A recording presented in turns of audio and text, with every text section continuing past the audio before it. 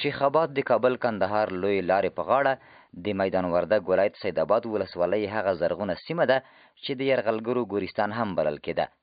له کلونو ځنډ وروسته د دې سیمې ښکلا بیرته په راګرځېدو ده او دلته د بېلابېلو ولایتونو اوسېدونکي اوس تفریح او چکر ته راځي.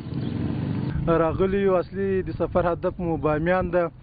ملګري راغلي د بامیانو ته روان یو او په دې ساحه کې مو غرمنۍ دپاره یو څه تیاری نیولی وم.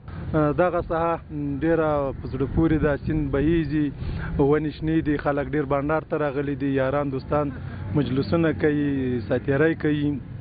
بالخصوص د دې سیمې خلک مینهناک خلک دي، خلکو ډېر قدر او عزت کوي. تر پخوا نه اوس زیاته امن ده، که نه زیاتې سیمې امن دي چې هغلته ځوانان کولی شي چې لاړ شي. مخکې داسې سیمې وې چې په زړه پورې منظرې لرلې، خو خلک هلته نه سوی تللی تفریح دپاره. اوس فعلا امن ده، خلک زیات راځي، د لرې لرې ولایتونه خلک راځي دغو ځایو ته. مخکې دا سیمې چې وې نه امنه وې، که نه اوس سیمې ټول په امن کې دي. دلته د مست بهیدونکي سیند هغې بلې غاړې ته بیا د والیبال لوبه روانه ده او نندارې ته یې ګڼ کسان راغلي دي.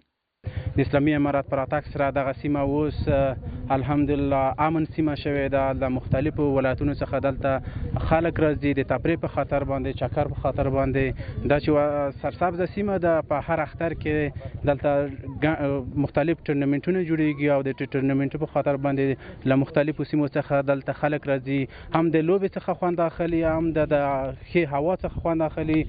د یاد ولایت اوسیدونکي خوښ دي چې د سیلانیانو کوربتوب په غاړه لري او له ټولو هیوادوالو غواړي چې د نوموړي ولایت له میله ځایونو څخه لیدنه وکړي او له ځان سره نه هېرېدونکي خاطرې یوسي.